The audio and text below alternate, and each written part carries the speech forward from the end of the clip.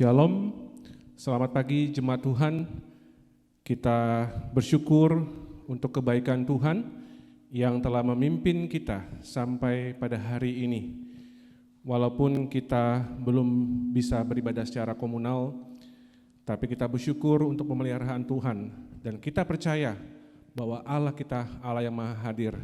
Dan dimanapun kita berada, kita boleh dengan sungguh-sungguh memuji dan menyembah Dia di dalam roh dan kebenaran. Mari kita siapkan hati kita untuk masuk di dalam ibadah pada hari ini. Saya undang jemaat Tuhan untuk boleh bangkit berdiri.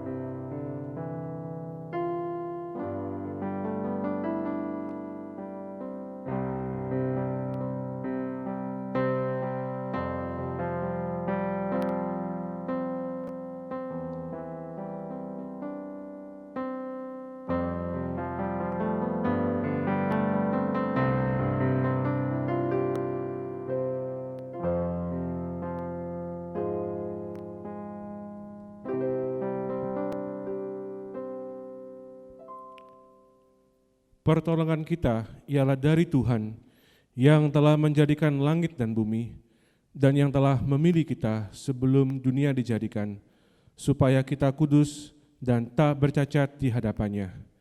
Kiranya Allah Bapa yang Maha Kasih, Juru Selamat kita Yesus Kristus, dan penghiburan dari Roh Kudus menyertai ibadah kita ini dari awal hingga selesai. Amin. Jemaat Tuhan dipersilakan duduk kembali. Mari pada saat ini dengan segenap hati kita, dengan kesungguhan hati kita, kita mau menyembah nama Tuhan. Dari pujian KPPK nomor 10, Nobatkanlah Raja.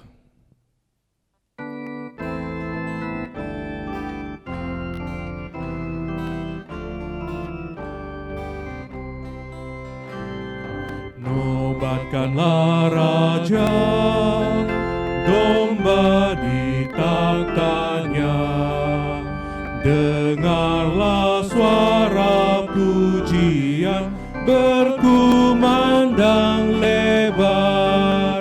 Bangunlah jiwaku, bersorak dan puji Kristus yang mati gantiku selama-lamanya. Nobatkanlah Raja, nobatkanlah Raja, Tuhan Sang Pengasih. Tanda luka paku tombak nyatakan kasih-Nya. Malaikat di sorga tak dapat lukiskan kejadian ajaib ini serta rahasianya. Nobatkanlah Raja, Tuhan kehidupan, yang mengalahkan kuasa maut dan menyelamatkanku. Pujilah padanya, kan segala rahmat-Nya, dan mati untuk menebusku, beri hidup kekalnya. Musik saja.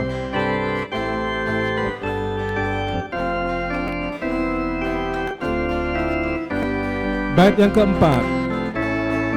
Nobatkanlah Raja, Tuhan alam semesta, namanya disebut ajaib dan maha mulia, raja-raja dunia bertelut padanya, beri mahkota kepadanya, pujikan kasih-Nya.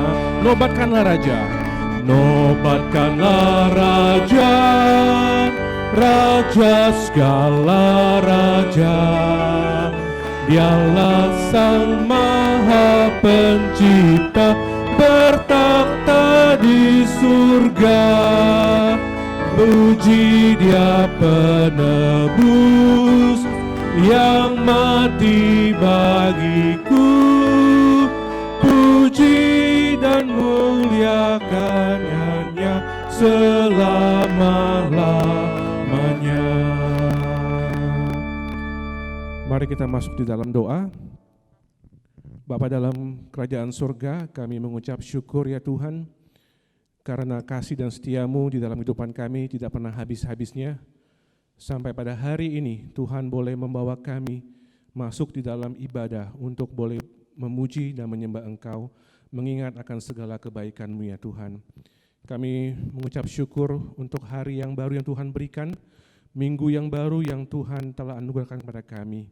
Kami siap ya Tuhan untuk boleh mencurahkan segala rasa syukur kami melalui setiap pujian, penyembahan, melalui setiap ibadah ini ya Tuhan. Kami berikan untuk kemuliaan nama Tuhan. Engkau siapkan hati kami ya Tuhan, Engkau tirik hati kami, Engkau kuasai hati kami, supaya kami boleh menikmati perjumpaan dengan Tuhan di dalam ibadah kami pada hari ini. Terima kasih ya Tuhan. Kami mengucap syukur hanya di dalam nama Tuhan Yesus kami berdoa. Amin. Kita akan membuka Alkitab dan akan membaca petunjuk hidup baru atau ayat mas yang terambil dari kitab Roma pasal 5 ayat 4. Kitab Roma pasal 5 ayat 4. Saya akan membacanya terlebih dahulu, kemudian kita akan membacanya bersama-sama. Roma pasal 5 ayat 4, dan ketekunan menimbulkan tahan uji, dan tahan uji menimbulkan pengharapan. Sekali lagi kita bacakan bersama-sama. 1, 2, 3. Dan ketekunan menimbulkan tahan uji, dan tahan uji menimbulkan pengharapan. Amin. Demikianlah pembacaan ayat mas kita pada hari ini. Pada saat ini mari kita siapkan hati kita untuk masuk di dalam pengakuan dosa. Kita menyadari bahwa kita manusia yang lemah, tidak luput dari dosa. Kita mau dengan rendah hati datang ke hadirat Tuhan, mau mengakui segala dosa kita. Sebelumnya mari kita menaikkan nyanyian dari PPK nomor 137, Tuhan sertailah hamba. PPK nomor 137.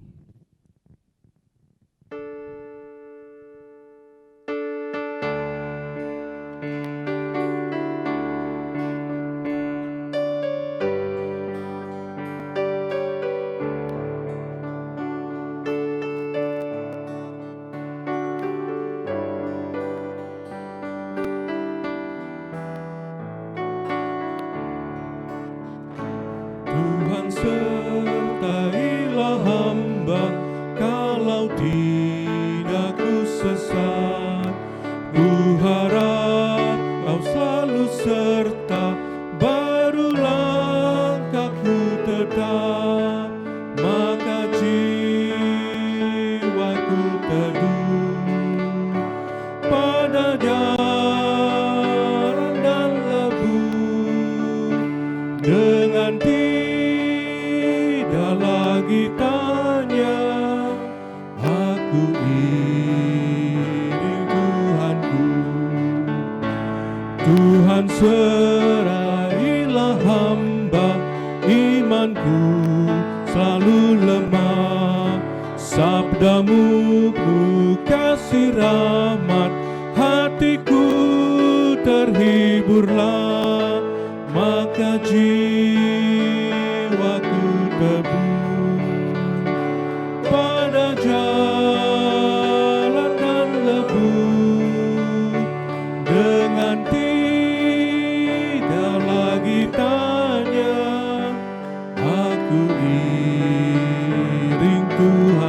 musik saja.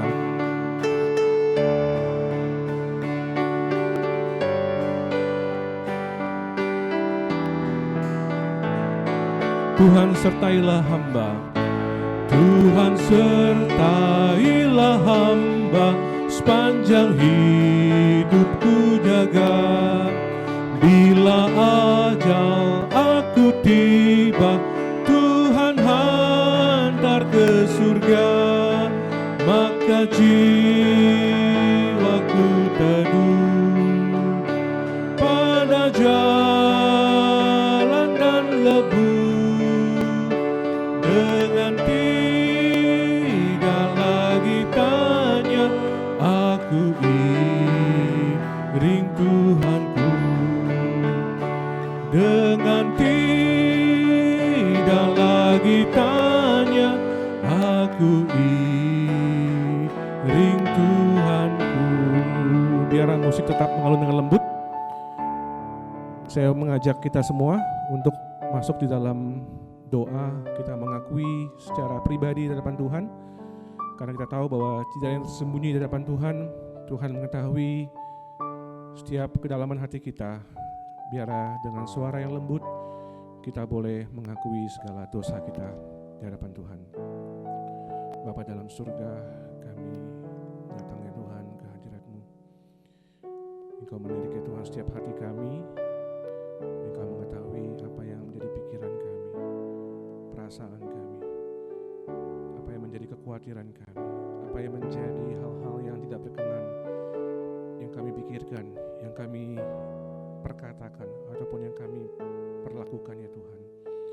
Kami mohon ya Tuhan, Engkau berbelas kasih menyucikan dan melayakan kami, manusia yang lemah, manusia yang seringkali gagal untuk melakukan apa yang Tuhan kehendaki. Ajar kami Tuhan untuk boleh semakin hari semakin kuat, bukan semakin lemah. Ajar kami Tuhan semakin hari semakin mengenal Engkau, bukan semakin menjauh dari Engkau. Ajar kami untuk semakin hari semakin mencintai Engkau, bukan semakin hambar ya Tuhan. Biar ya Tuhan Engkau menolong kami, setiap kami ya Tuhan, tanpa kecuali setiap kami boleh Engkau lawat ya Tuhan. Terima kasih, inilah Tuhan doa pengakuan kami. Kami percaya Engkau Allah yang Maha Kasih, mendengar setiap seruan anak-anak-Mu dan mengampuni segala dosa kami. Terima kasih ya Tuhan. Di dalam nama Tuhan Yesus kami mengucap syukur dan berdoa. Amin. Jemaat Tuhan, saya mengundang kita kembali untuk membuka Alkitab kita, dan kita akan membaca Alkitab secara bertanggapan yang terambil dari Yakobus pasal 1 ayat 12 sampai 18. Yakobus pasal 1 ayat 12 sampai 18. Kita akan membacanya secara silih berganti. Saya akan membacakan ayat yang ke-12, Bapak Ibu membaca ayat yang ke-13 seterusnya sampai ayat yang ke-18. Demikian pembacaan firman Tuhan. Yakobus pasal 1 ayat 12 sampai 18. Pengujian dan pencobaan. Ayat 12. Berbahagialah orang yang bertahan dalam pencobaan, sebab apabila ia sudah tahan uji, ia akan menerima mahkota kehidupan yang dijanjikan Allah kepada barang siapa yang mengasihi Dia. Apabila seorang dicobai, janganlah ia berkata, pencobaan ini datang dari Allah. Sebab Allah tidak dapat dicobai oleh yang jahat, dan ia sendiri tidak mencobai siapapun. Ayat 14, tetapi tiap-tiap orang dicobai oleh keinginannya sendiri, karena ia diseret dan dipikat olehnya. Dan apabila keinginan itu telah dibuahi, ia melahirkan dosa, dan apabila dosa itu sudah matang, ia melahirkan maut. Saudara-saudara yang kukasihi, janganlah sesat. Setiap pemberian yang baik dan setiap anugerah yang sempurna datangnya dari atas, diturunkan dari Bapa segala terang, padanya tidak ada perubahan atau bayangan karena pertukaran. Ayat 18 kita baca bersama-sama. Atas kehendaknya sendiri, ia telah menjadikan kita oleh firman kebenaran, supaya kita pada tingkat yang tertentu menjadi anak sulung di antara semua ciptaannya. Demikianlah pembacaan firman Tuhan. Berbahagia setiap kita yang boleh mendengar, melakukannya di dalam kehidupan kita. Saya mengajak kita kembali untuk bersukacita, kita mau memuji Tuhan dari pujian KPPK nomor 45. Ku bernyanyi tentang Yesus. KPPK nomor 45.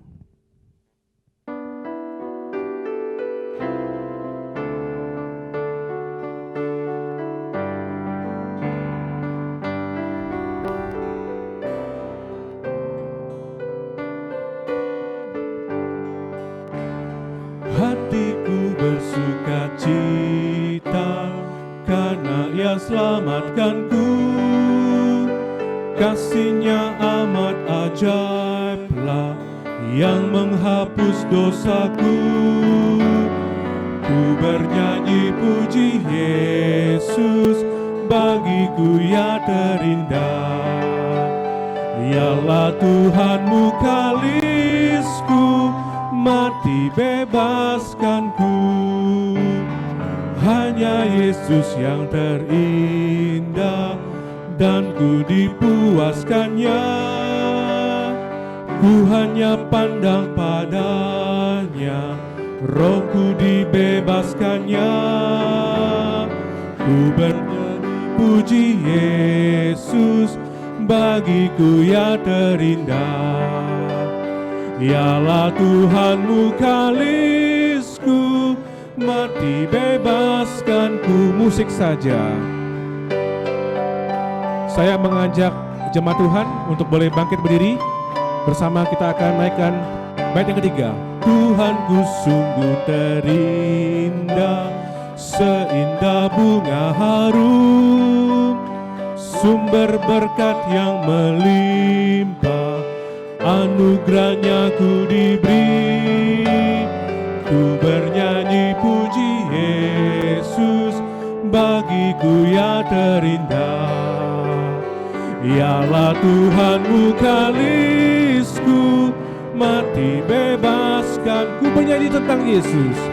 Ku bernyanyi puji Yesus, bagiku Ia terindah. Ialah Tuhanmu kalisku, mati bebaskanku. Kita tetap berdiri dan mari dengan segenap jemaat dari segala abad kita mengikrarkan pengakuan iman rasuli. 1, 2, 3. Aku percaya pada Allah, Bapa yang Maha Kuasa, Khalik langit dan bumi, dan kepada Yesus Kristus anaknya yang tunggal Tuhan kita, yang dikandung daripada Roh Kudus, lahir dari anak darah Maria, yang menderita sengsara di bawah pemerintahan Pontius Pilatus, disalibkan, mati dan dikuburkan, turun ke dalam kerajaan maut. Pada hari yang ketiga, bangkit pula dari antara orang mati, naik ke sorga, duduk di sebelah kanan Allah, Bapa yang Maha Kuasa. Dan dari sana Ia akan datang untuk menghakimi orang yang hidup dan yang mati. Aku percaya pada Roh Kudus, gereja yang kudus dan am, persekutuan orang kudus, pengampunan dosa, kebangkitan tubuh, dan hidup yang kekal. Amin. Silakan duduk jemaat Tuhan. Dan tibalah saatnya kita akan mendengarkan firman Tuhan yang akan disampaikan oleh Pendeta Warisman dengan tema ujian kesetiaan. Biar kita boleh belajar sungguh-sungguh untuk boleh taat, setia di dalam kehidupan kita mengiring Tuhan.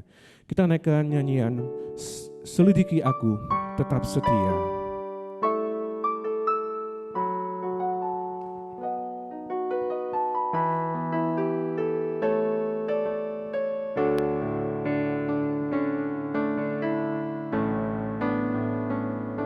Selidiki aku, lihat hatiku, apakah ku sungguh mengasihimu, Yesus, Kau yang Maha Tahu dan menilai hidupku, tak ada yang tersembunyi bagimu. Sekali lagi, selidiki aku, selidiki aku, lihat hatiku, Apakah ku sungguh mengasihi Yesus, Kau yang Maha Tahu dan menilai hidupku. Tak ada yang tersembunyi bagimu. Telah kulihat kebaikan-Mu yang tak pernah habis di hidupku. Ku berjuang sampai akhirnya Kau dapati aku tetap setia.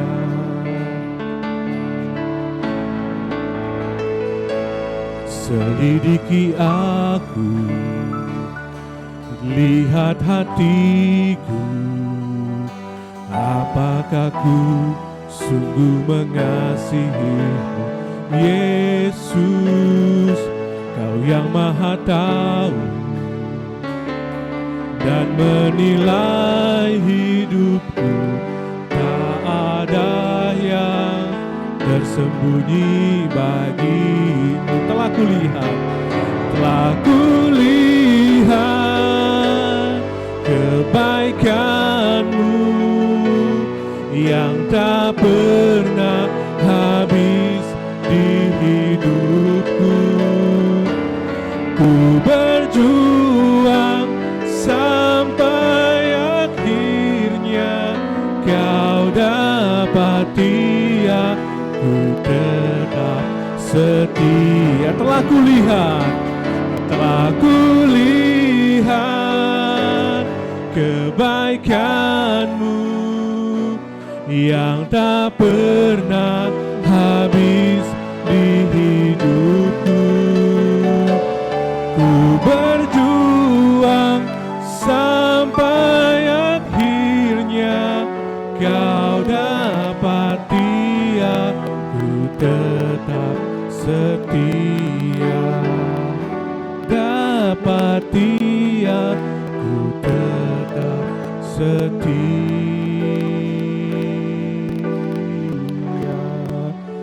Kepada hambanya Pendeta Warisman kami persilakan.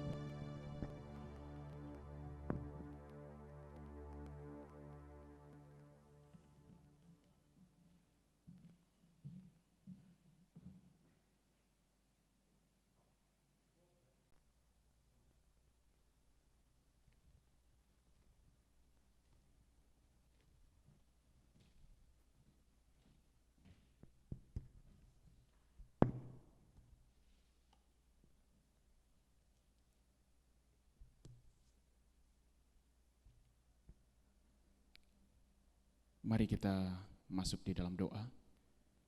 Kita siapkan hati kita untuk mendengarkan firman Tuhan. Mari kita berdoa.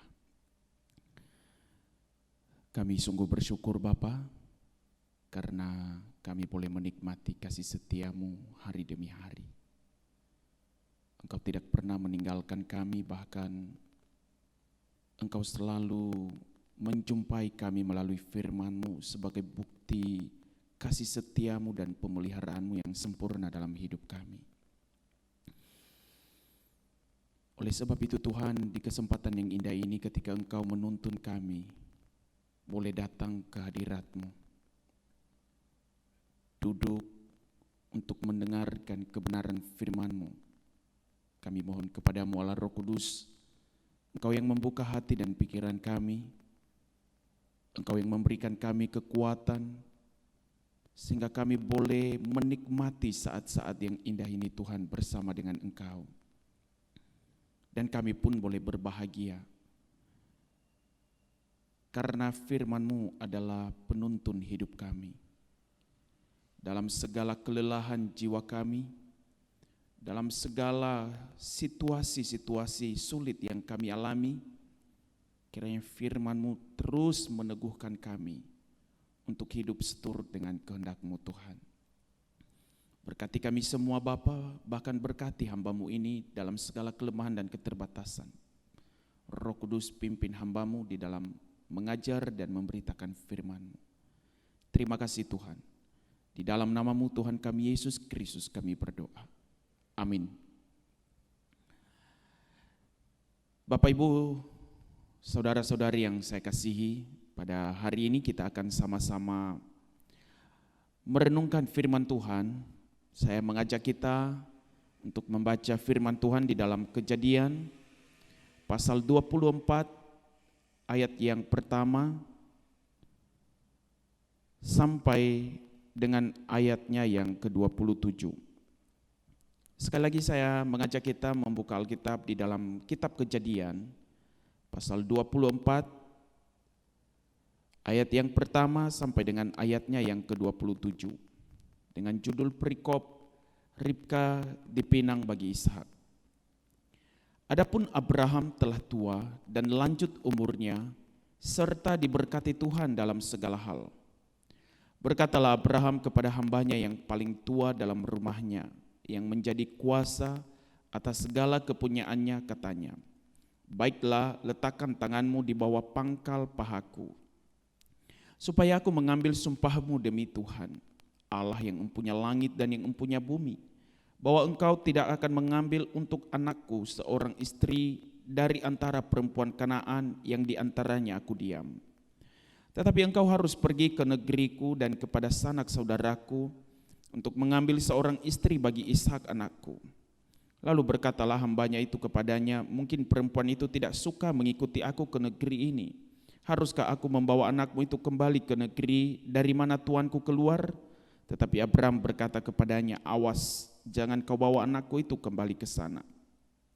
Tuhan Allah yang empunya langit, yang telah memanggil aku dari rumah ayahku serta dari negeri saudaraku, dan yang telah berfirman kepadaku serta yang bersumpah kepadaku demikian, kepada keturunanmu lah akan kuberikan negeri ini. Dialah yang akan mengutus malaikatnya berjalan di depanmu sehingga engkau dapat mengambil seorang istri dari sana untuk anakku. Tetapi jika perempuan itu tidak mau mengikuti engkau, maka lepaslah engkau dari sumpahmu kepadaku ini. Hanya saja janganlah anakku itu kau bawa kembali ke sana.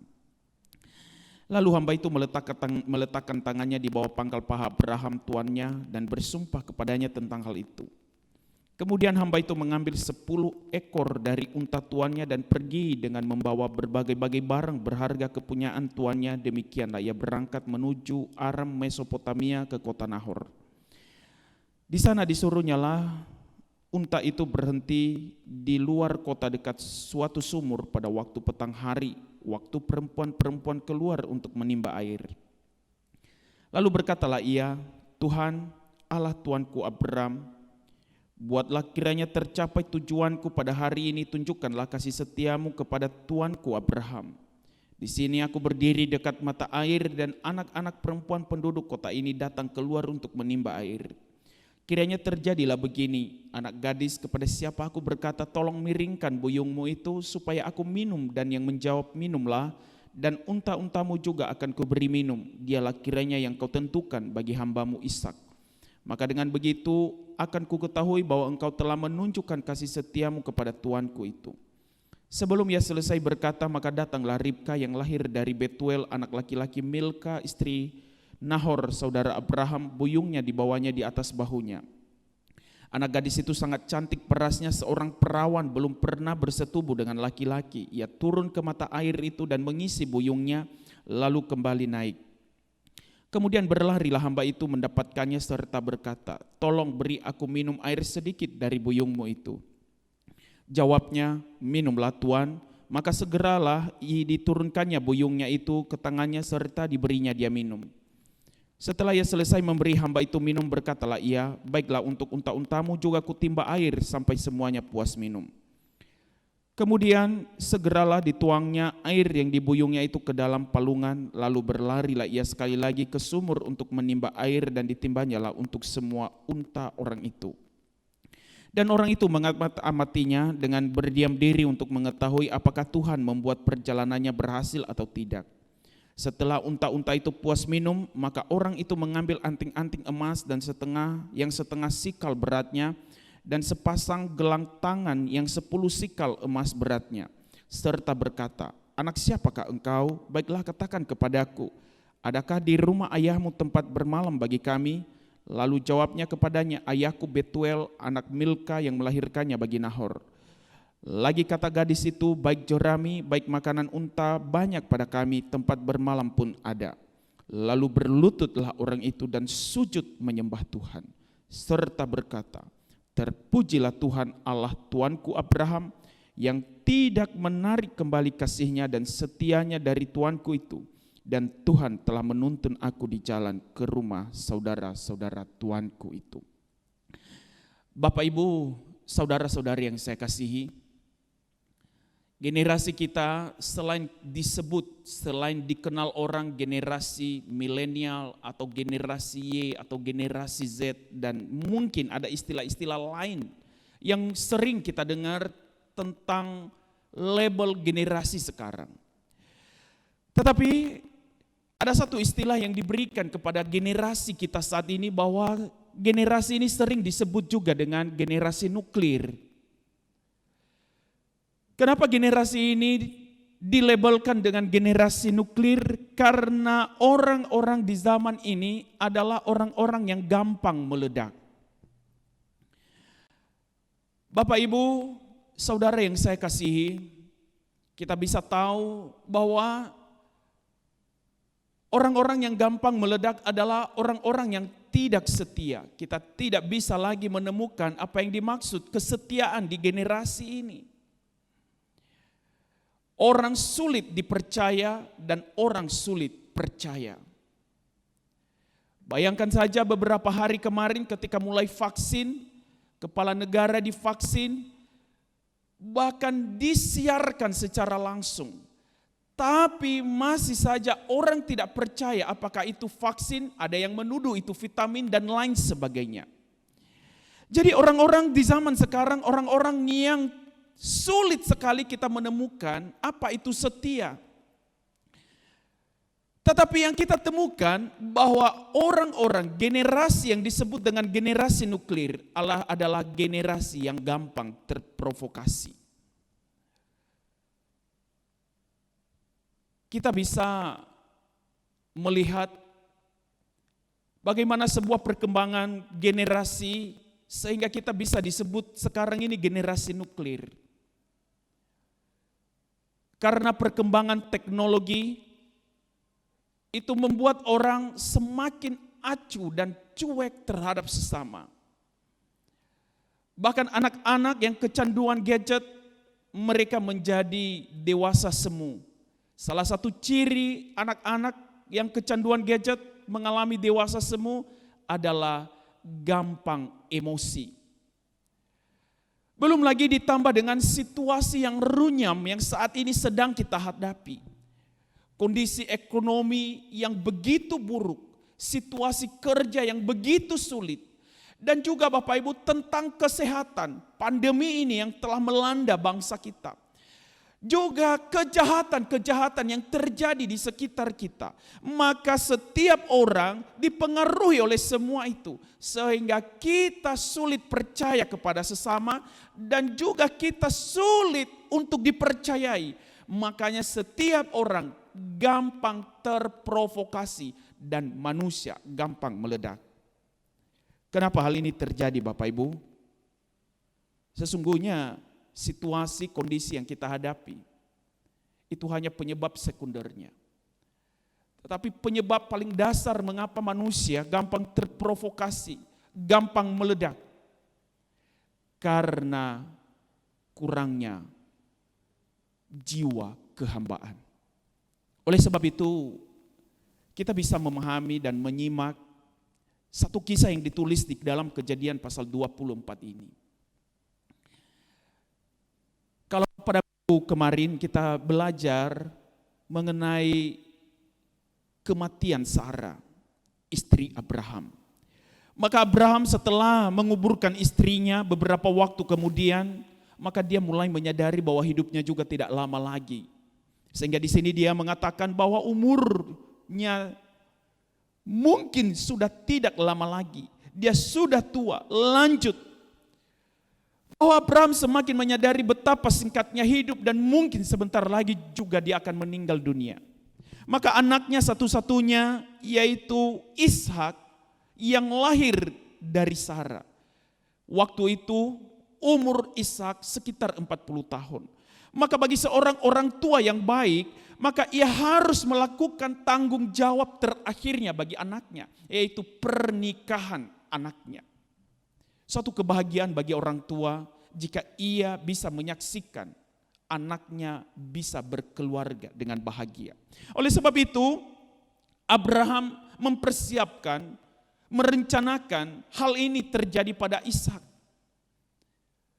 Untuk mempersiapkan pernikahan ini, maka Abraham tidak meletakkan tanggung jawab ini kepada Ishak anaknya, tetapi ia memanggil seorang hambanya. Di sini nama hamba tidak dituliskan, tetapi hamba yang paling tua di dalam rumahnya. Ketika dia menceritakan hal ini, dia menyuruh hamba ini untuk melamar seorang gadis bagi anaknya. Di dalam pelamaran ini, calon istri bagi anaknya diberi syarat oleh Abraham bahwa wanita ini tidak boleh wanita dari antara wanita-wanita Kanaan di mana ia tinggal saat ini. Tetapi hamba ini harus pergi ke negeri asal Abraham, di tengah-tengah sanak saudaranya. Jadi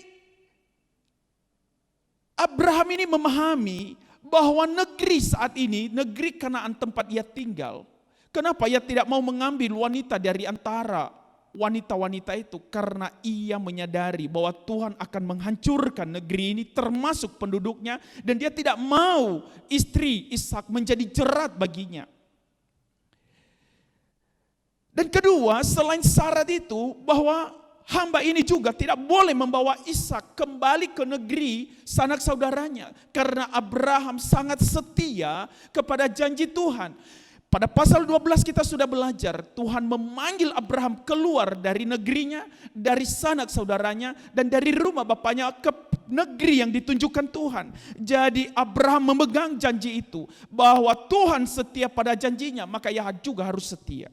Bapak Ibu, kita bisa bayangkan betapa kebingungan seorang hamba memikirkan hal ini. Jika saya sederhanakan begini Bapak Ibu, hamba ini mungkin dia mengatakan kepada Abraham, Tuanku, gimana ini bisa terjadi? Di mana-mana pernikahan, ketika dilamar wanitanya sudah ada, tetapi saya melamar wanita ini tidak ada. Siapa yang saya lamar? Lalu engkau mengutus saya ke negeri yang saya tidak tahu. Saya harus mencari-cari. Lalu jika nanti saya menemukan wanita, lalu dia tidak cinta kepada tuanku Ishak, dan Ishak juga tidak menerimanya. Bagaimana ini bisa terjadi? Makanya ia mengajukan pertanyaan kepada Abraham. Dia dipenuhi dengan kebingungan, sebuah tugas yang tidak masuk akal. Makanya ada film yang disebut dengan Mission Impossible. Mungkin misi seorang hamba ini adalah misi yang mustahil, yang tidak mungkin terjadi. Bagaimana pelamaran pernikahan terjadi dengan kondisi seperti itu? Tetapi Abraham meyakinkan dia dengan jaminan iman bahwa Tuhan akan mengutus malaikatnya berjalan dan ia yang membuat engkau berhasil. Pernyataan inilah yang membuat hamba ini menjadi kuat. Ia percaya kepada janji Abraham. Ia mempercayai Tuhan yang disembah oleh Abraham. Sehingga ia meletakkan tangannya di pangkal paha Abraham. Dan dia memberi sumpah. Mengikatkan diri kepada Abraham dan Tuhan. Bahwa ia siap melakukan tugasnya. Bapak Ibu, saudara-saudari yang saya kasihi. Mungkin setiap kita ketika kita memahami kondisi seperti ini, ketika kita diberi tugas, mungkin kita banyak yang menolak. Bagaimana tidak? Kita di zaman ini disuguhkan dengan prinsip-prinsip yang membawa kita kepada penolakan yang disebut dengan tanggung jawab yang tidak masuk akal. Misalnya kita sering dibebani dengan kamu harus profesionalisme kamu harus melakukan apa yang menjadi passionmu. Kalau itu tidak menjadi passionmu, jangan lakukan. Kamu harus profesional, kamu harus hanya di bidangmu. Saya tidak menyalahkan yang disebut dengan profesionalisme Bapak Ibu. Tetapi ketika itu disuguhkan terus-menerus kepada kita, maka setiap orang di zaman ini menjadi manusia-manusia yang manja. Di mana jika tugas itu dirasa terlalu berat, banyak orang yang menolak. Maka kemungkinan jika kita diberi tugas yang seperti ini, banyak kita yang mungkin menolak. Tetapi hamba Abraham ini, dia melakukannya. Inilah kesetiaan.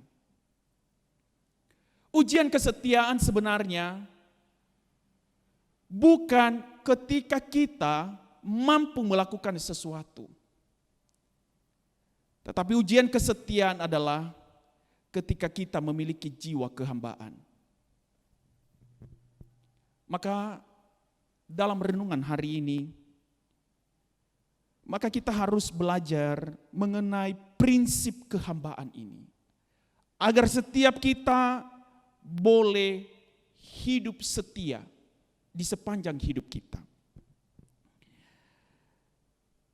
Maka yang pertama, dalam prinsip kehambaan ini kita harus menyadari bahwa semua manusia pada umumnya dalam kerangka penciptaan adalah hamba. Termasuk orang percaya dan termasuk orang yang tidak percaya, sebenarnya itu adalah hamba. Karena apa? Karena panggilan hamba ini adalah hubungan Tuhan dengan ciptaan dalam kerangka tugas. Allah memanggil semua orang untuk memelihara bumi, menjaga bumi, melakukan hal yang terbaik, bekerja di bumi ini. Maka dalam kerangka ini tidak ada seorang pun yang bukan seorang hamba. Maka saya adalah hamba dalam tugas dan tanggung jawab kepada Tuhan. Orang yang luar sana, yang tidak percaya pun kepada Yesus, dia juga adalah hamba. Tetapi di dalam kerangka penebusan, maka kita juga adalah hamba. Seorang hamba yang telah dibeli. Maka di dalam kerangka penebusan ini, setiap orang-orang percaya dipanggil menjadi hamba untuk apa? Untuk setia. Kalau tadi perbedaan dalam unsur penciptaan, setiap orang dipanggil hamba dalam ikatan penciptaan, maka bisa saja seorang itu menolak menjadi seorang hamba. Tetapi di dalam kerangka penebusan, setiap orang yang telah dibeli kembali oleh Kristus, ia harus tunduk kepada panggilan hamba dan mengambil sikap untuk setia. Maka kalau kita menyadari hal ini, hamba itu bukan hanya mereka yang full time melayani Tuhan. Hamba itu bukan hanya mereka yang memberitakan Injil. Hamba itu bukan hanya mereka yang mengajar seperti saya ini. Tetapi setiap orang yang telah dibeli oleh Kristus, maka ia adalah hamba di dalam tugas pelayanan kepada Tuhan. Ini prinsip yang pertama yang ingin saya beritahukan kepada kita semua. Yang kedua Bapak Ibu, bahwa prinsip kehambaan ini adalah seseorang yang menjadi hamba dipanggil untuk setia. Apapun tugas dan tanggung jawab, ia tidak bisa membantah. Ia hanya semata-mata melakukannya. Bapak Ibu, saudara-saudari yang saya kasihi, mungkin kita masih ingat dengan apa pernyataan Maria kepada malaikat ketika berita kelahiran Yesus disampaikan kepada dia. Dia hanya menyampaikan, aku ini hanyalah seorang hamba. Jadilah padaku seperti yang Tuhan mau. Kita juga bisa ingat doa Tuhan Yesus di Taman Getsemani. Lalu dia berkata, janganlah kehendakku, tetapi biarlah kehendakmu yang jadi. Kita juga bisa ingat ajaran Tuhan Yesus mengenai hamba. Jika seorang tuan datang, hamba ini telah capek seharian membereskan rumah. Tetapi ketika tuannya datang, maka hamba ini tidak bisa mengatakan, aku sudah capek melakukan tugasku hari ini. Maka ia tidak bisa mengatakan demikian. Tetapi ketika tuannya datang, maka hamba ini walaupun telah lelah di sepanjang hari, dia tetap melayani tuannya dengan setia. Maka di sini kita bisa memahami bagaimana menjadi seorang hamba bukan memilih-milih tugasnya, bukan memiliki hak untuk menolak, tetapi prinsip kehambaan adalah kesetiaan. Saya harus melakukannya karena itu sudah memang tugas dan tanggung jawab. Maka sebagai orang tua, Bapak Ibu punya tanggung jawab. Kita tidak boleh lari dari tanggung jawab itu, karena itu diperhadapkan nanti kepada Tuhan. Sebagai anak kita punya tanggung jawab di rumah, itu tidak bisa lari, karena itu akan dipertanggungjawabkan. Sebagai jemaat punya tanggung jawab, sebagai hamba Tuhan punya tanggung jawab, karyawan punya tanggung jawab, sebagai seorang pengusaha punya tanggung jawab. Dimanapun Tuhan menempatkan kita, kita adalah hamba Tuhan di sana yang harus bertanggung jawab, tidak boleh lari, karena kita harus melakukannya dengan setia. Yang ketiga Bapak Ibu, maka prinsip kehambaan adalah prinsip di mana kita dipanggil untuk terus bergantung kepada Tuhan. Hamba ini ketika ia pergi melamar istri bagi Ishak, ia pergi ke negeri di mana itu adalah negeri yang baru bagi dia. Dia mencari wanita yang tepat untuk tuannya Ishak. Maka apa yang dia lakukan? Maka yang dia lakukan adalah ia berdoa kepada Tuhan yang disembah oleh Abraham. Di dalam cerita ini, hamba ini memang meminta tanda. Kita jangan sampai dibingungkan dengan permintaan hamba ini. Lalu kita juga di dalam setiap pergumulan kita selalu meminta tanda. Tetapi di sini dalam prinsip kehambaan kita diajar seorang hamba adalah seorang yang bergantung terus. Ia tidak berjalan dengan kekuatannya, ia tidak berjalan dengan kemampuannya, tetapi ia harus menggantungkan seluruhnya kepada Tuhan. Maka ketika dia berdoa, apa yang dia minta? Bapak Ibu, kalau kita mencoba menyadari hal ini,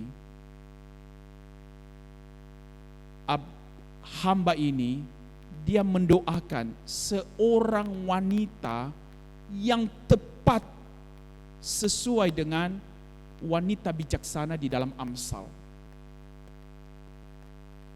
Jadi doanya ini adalah sebuah doa yang memang dia mengerti kehendak Tuhan. Sehingga ketika dia mencari wanita, istri bagi tuannya, dia bukan pergi ke tempat hiburan. Dia juga bukan pergi ke tempat yang di mana wanita sedang mencari kesenangan. Dia juga bukan mencari wanita yang sedang tidur-tiduran di rumah. Tetapi hari itu dia mencari calon istri bagi tuannya Ishak di sumur tepat di mana wanita sedang bekerja, bukan sedang malas-malasan. Jadi inilah wanita yang dicari bagi tuannya. Ia berdoa di sana dan ia meminta bahwa wanita itu adalah wanita yang baik hatinya, yang menolong sesama, yang peduli kepada orang asing, yang memberi tumpangan. Bukankah ini semua adalah sesuai dengan firman Tuhan? Maka ketika dia berdoa, Bapak Ibu, maka kita bisa melihat bahwa kebergantungannya kepada Tuhan itulah yang membuat dia berhasil. Maka prinsip kehambaan yang menuntun kita kepada kebergantungan adalah langkah di mana Tuhan membawa kita kepada jalan yang Dia kehendaki untuk bisa kita nikmati berkat-berkat-Nya. Bapak, Ibu, saudara-saudari yang saya kasihi, prinsip kehambaan ini yang membawa kebergantungan adalah sebuah prinsip di mana di zaman ini sangat penting bagi kita. Ketika kita melihat situasi begitu sulit, ekonomi yang begitu sulit, usaha mungkin jalannya tersendat-sendat, hidup terseok-seok, prinsip kehambaan membawa kita sebenarnya untuk mencari kehendak Tuhan. Bagaimana cara kita menjalani hidup di masa-masa yang begitu sulit ini, sehingga kita bisa melangkah tepat di jalan Tuhan, karena hanya di jalan itu kita bisa menikmati berkat-Nya. Maka kita bukan putus asa. Ketika kita melihat kehidupan yang sulit ini, kita bukan harus putus asa, kecewa, bukan. Bukan berarti, wah kalau begitu lebih baik ambil jalan pintas bunuh diri, bukan. Bukan berarti dengan sulitnya hidup maka kita melakukan kejahatan, bukan. Tetapi kondisi yang sulit ini, prinsip kehambaan, membawa kita bagaimana menikmati berkat Tuhan hanya dengan bergantung sepenuhnya. Bergantung agar kita mengerti jalan yang diberikan Tuhan, maka di sanalah kita harus menjalaninya. Karena di jalan itulah berkat Tuhan tersedia bagi kita. Maka ketika kita menyadari hal ini Bapak Ibu, sebagai bagian terakhir dari renungan kita hari ini, maka hamba ini menikmati hal yang begitu indah. Ketemunya hamba ini dengan Ribka adalah sebuah sukacita. Ketika ia bersukacita, maka ia tidak melupakan bahwa semua keberhasilan yang dia capai, pertemuannya dengan Ribka adalah diatur oleh Tuhan. Sehingga ia memuji Tuhan di ayat yang ke-27. Ia bersyukur kepada Tuhan bahwa Tuhan tidak menarik kasih setianya kepada tuannya Abraham. Oleh sebab itu Bapak Ibu, kita jangan melupakan semua hal yang telah Tuhan kerjakan dalam hidup kita. Kita harus terus bersyukur kepada Dia. Ketika kita telah menikmati segala pemberiannya, bahkan di situasi-situasi sulit ini, jika kita bisa hidup, itu semua karena kasih setia Tuhan yang tidak pernah berubah dalam hidup kita. Amin. Untuk firman Tuhan, mari kita tundukkan kepala kita, mari kita berdoa. Tuhan, terima kasih untuk renungan firman-Mu yang singkat ini. Roh Kudus, berkati dan materaikanlah firman-Mu di dalam hati kami, agar kami Tuhan boleh memiliki hati seorang hamba. Sehingga di tengah-tengah situasi yang sulit ini kami boleh tetap belajar setia, belajar bergantung kepada Engkau, agar kami Tuhan boleh menikmati jalan berkat-Mu, jalan yang Engkau kehendaki bagi kami. Terima kasih Bapa, jagalah kami di jalan-Mu dan Roh Kudus pimpinlah hidup kami. Hanya di dalam nama-Mu Tuhan kami Yesus Kristus kami berdoa. Amin. Bapak Ibu, saudara-saudari yang saya kasihi, kita akan sama-sama menyimak warta pada hari ini.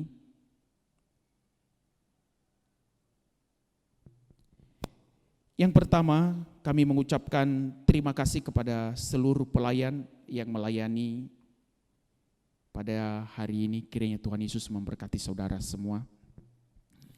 Yang kedua, kami menyambut dengan setia dan sukacita setiap jemaat yang dengan tetap setia beribadah kepada Tuhan melalui online ini.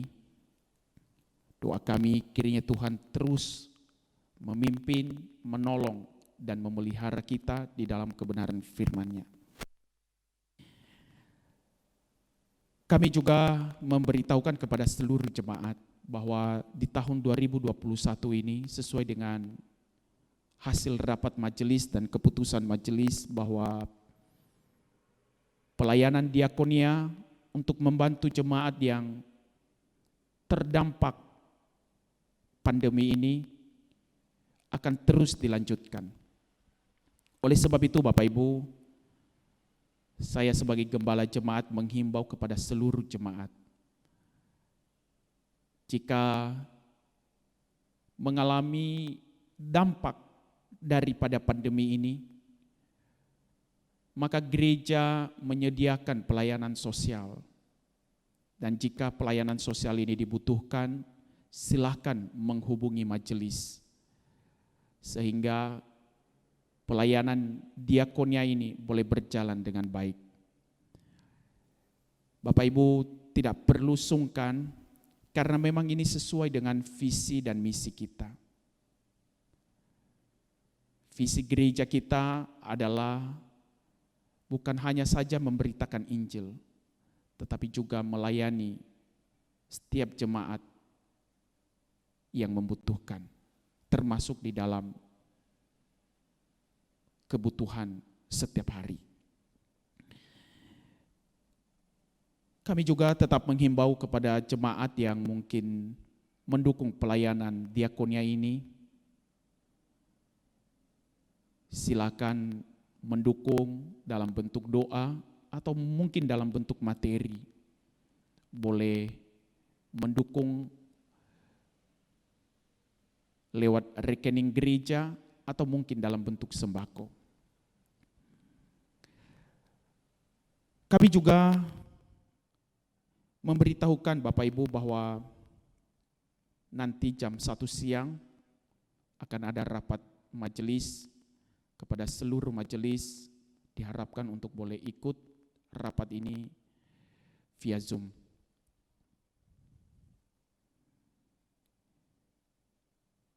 Kami juga memberitahukan Bapak Ibu sesuai dengan yang ada di warta. Bapak Ibu boleh melihat di sana tercantum pokok-pokok doa, juga laporan persembahan, juga kegiatan-kegiatan di sepanjang minggu ini, tema dan pengkhotbah, dan juga jemaat-jemaat yang berulang tahun. Silakan menyimak di dalam warta dan mari kita terus mendukung gereja kita, mendoakannya agar gereja kita boleh terus bertumbuh. Jangan lupa mengucapkan selamat ulang tahun kepada setiap jemaat yang berulang tahun di bulan ini. Mari kita juga bukan hanya mengucapkan selamat, tapi mari kita mendoakan agar mereka juga boleh menikmati pemeliharaan yang sempurna dari Tuhan. Itu saja warta gereja singkat pada hari ini. Maka mari kita mengakhiri ibadah ini. Saya mengundang kita untuk bangkit berdiri.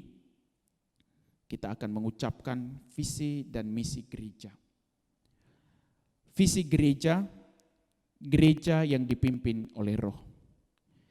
Misi gereja, Injil diberitakan, yang hilang ditemukan, orang percaya diperlengkapi, yang miskin dilayani, hidup bergantung secara teratur dalam pimpinan Tuhan, setiap orang dirangkul dalam komunitas, dan Allah yang dipuji karenanya. Mari kita memuji Tuhan dengan pujian doksologi, dan setelah itu nanti kita akan masuk di dalam doa syafaat.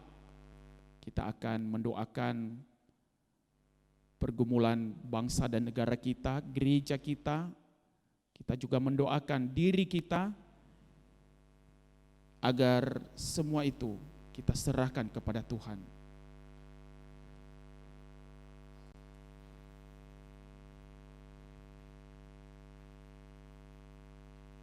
Pujian doksologi.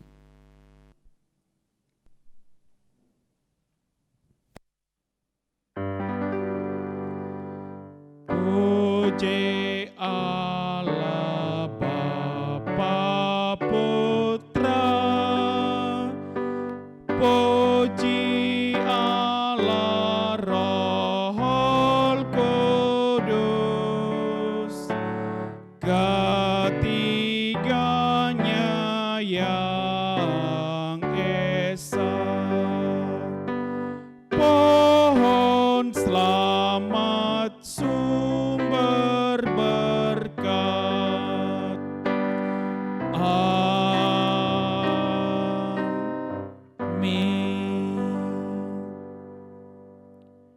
Ya Tuhan, sekali lagi kami datang mengucap syukur karena Tuhan telah memimpin ibadah kami dari awal sampai akhir. Kami juga bersyukur Tuhan atas segala pertolongan-Mu dalam setiap kehidupan kami. Kiranya Tuhanlah yang terus memelihara hidup kami Tuhan di tengah-tengah situasi pandemi ini, agar kami boleh tetap menikmati kekuatan, kesehatan, dan pemeliharaan-Mu yang sempurna. Kami juga berdoa Tuhan untuk bangsa dan negara kami, karena kami mendengar berita yang terjadi saat-saat ini, banyak hal yang membawa bangsa ini mengalami duka cita. Bencana alam yang telah terjadi di Sulawesi, kejatuhan pesawat yang juga banyak keluarga yang kehilangan keluarganya, suami, istri, anaknya, saudaranya, orang tuanya. Ya Tuhan, kami percaya bahwa Engkau Allah yang penuh kasih setia. Di tengah-tengah bencana demi bencana yang terjadi di negeri kami, kami meyakini Engkau Tuhan, bahwa Engkau Allah yang tetap berkarya untuk menjaga bangsa kami. Oleh sebab itu Tuhan, tolonglah mereka yang saat ini sedang mengalami kondisi yang sulit karena bencana alam yang menimpa. Hiburkanlah mereka Tuhan yang telah kehilangan keluarganya, atau yang kehilangan harta bendanya. Mungkin saat ini juga gempa yang terjadi di Sulawesi, masih banyak yang mungkin belum, orang-orang banyak yang masih belum ditemukan. Pemerintah sedang melakukan evakuasi dan segala pekerjaan untuk melakukan pencarian orang-orang yang hilang. Tuhan tolonglah. Berkatilah pemerintah kota dan juga pemerintah pusat di dalam memberikan bantuan bagi mereka saat ini Tuhan. Mungkin mereka membutuhkan makanan, minuman, membutuhkan tempat tinggal, atau mungkin kebutuhan-kebutuhan lain. Kiranya Tuhanlah yang bekerja lewat pemerintah, badan-badan sosial, agar menjadi saluran berkat-Mu. Kami juga berdoa Tuhan, kami bersyukur bahwa di negeri kami telah dimulainya vaksinasi COVID-19 ini. Kami memohon belas kasihan Tuhan agar Engkau memberkati seluruh program ini, agar vaksin ini boleh efektif dan aman, dan kiranya kuasa-Mu Tuhan boleh bekerja untuk memutus rantai penyebaran wabah ini. Kami berdoa untuk Presiden kami Joko Widodo, berkati Tuhan. Juga wakilnya, para menteri kabinet, kepala-kepala daerah, DPR, dan seluruh pejabat yang telah Tuhan angkat menjadi hamba-Mu Tuhan. Engkau berkati mereka, agar mereka boleh bekerja sesuai dengan kehendak-Mu. Terima kasih Bapa, demikian juga kami berdoa bagi setiap kami jemaat-Mu yang telah Engkau kumpulkan di GP Kris Pasar Baru ini, dan juga jemaat-jemaat yang ada di Pospri, Bekasi dan Batam. Kami mohon Tuhan, Engkau juga yang terus memimpin setiap kami. Setiap jemaat-Mu yang saat ini sedang sakit dan menjalani isolasi mandiri, Tuhan juga yang menolong memelihara mereka. Tuhan yang menyembuhkan setiap mereka. Engkau yang memulihkan Ibu Feni. Engkau juga yang memulihkan saudari Selvia. Biarlah mereka boleh menikmati pertolongan-Mu Tuhan. Juga kami bersyukur untuk setiap mereka yang telah Tuhan tolong. Baik keluarga Pak Otniel, kami mendengar bahwa hasil swab terakhir adalah negatif. Engkau telah memulihkan Ellen dan Welles. Dan kami percaya Tuhan akan terus menjaga Pak Otniel sekeluarga. Kami juga bersyukur Tuhan, Engkau telah memulihkan Pak Tinarto. Terima kasih atas segala kebaikan-Mu ini. Maka kami tetap percayakan hidup kami semua jemaat-Mu, GP Kris Pasar Baru dan jemaat yang ada di Pospri. Ya Tuhan, kiranya Engkau yang semakin hari terus menolong kami dan menjaga kami, jauhkan dari penyebaran wabah virus ini. Dan Engkau berkati setiap jemaat-Mu Tuhan, menikmati sukacita dalam Engkau. Kami juga berdoa Tuhan untuk ibu-ibu hamil. Kami bersyukur untuk berkat-Mu ini, maka Tuhan jagalah anak-anak yang Engkau berikan yang masih ada di dalam kandungan. Berkati Pak Ivan dan Ibu Feni, berkati bayi di dalam kandungan yang telah Tuhan berikan. Kiranya anak ini boleh bertumbuh dengan sehat dan kuasa Tuhan berkuasa memenuhi hidupnya. Demikian juga untuk Pak Rangga dan Ibu Novi. Engkau juga berkati Tuhan keluarga ini, berkati anak yang ada di dalam kandungan Ibu Novi. Kiranya roh-Mu Tuhan yang menjaga memelihara anak ini. Kami juga berdoa buat jemaat-Mu yang saat ini sedang mempersiapkan dan merencanakan pernikahan. Kami berdoa untuk Saudara Joey dan Saudari Putri Regina. Tuhan memberkati keduanya di dalam mempersiapkan pernikahan pada tanggal 20 Februari. Tuhan juga yang menolong agar semua berjalan dengan baik. Pemberkatan nikah Tuhan berkati semua. Kiranya Tuhan berkuasa hadir sebagai saksi dan sekaligus Allah pembawa berkat. Engkau yang memberkati dan mempersiapkan setiap pelayan juga, sehingga pelayanan ini boleh berjalan dengan baik dan kami semua boleh memuliakan Engkau Tuhan. Engkau berkati keluarga Joy dan juga keluarga Putri agar mereka juga boleh berbahagia. Kami juga Tuhan terus berdoa untuk hamba-hamba-Mu di tempat ini dan setiap majelis yang melayani Engkau. Tolong Tuhan di dalam tugas pelayanan, Engkau berikan kami hikmat dan kekuatan. Engkau berkati setiap keluarga kami, agar kami juga boleh menikmati kebaikan-Mu, dan tuntun kami agar setiap pelayanan kami boleh memuliakan nama-Mu. Terima kasih Tuhan atas semuanya. Akhirnya kami akan memasuki minggu yang baru ini. Kami mohon Tuhan yang memimpin langkah kami, dan ajar kami untuk terus memiliki hati seorang hamba, agar kami boleh berjalan setia di hadapan Tuhan. Oleh sebab itu Bapa, sebagai wujud ucapan syukur kami senantiasa memberikan persembahan kami, karena semuanya itu kami terima daripadamu, dan biar menjadi hormat kemuliaan bagi namamu. Maka inilah doa dan permohonan kami Tuhan. Hanya di dalam namamu Tuhan kami Yesus Kristus kami berdoa, dan yang telah mengajar kami berdoa demikian.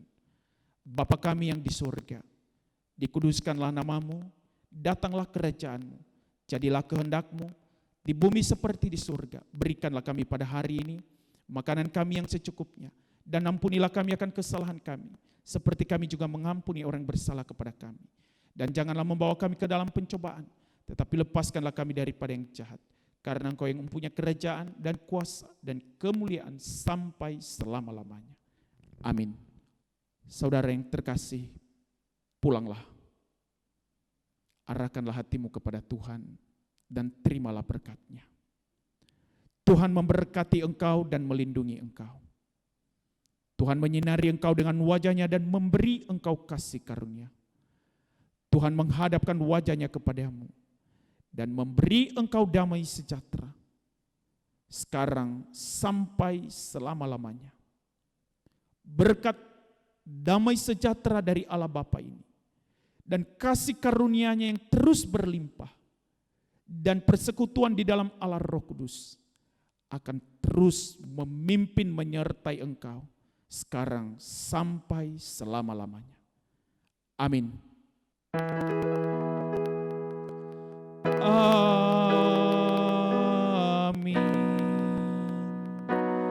Amin.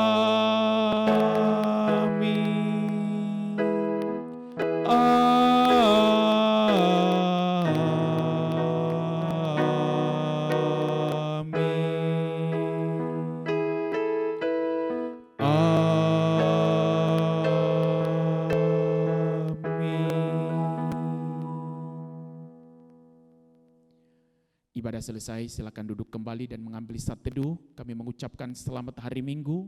Tuhan Yesus memberkati.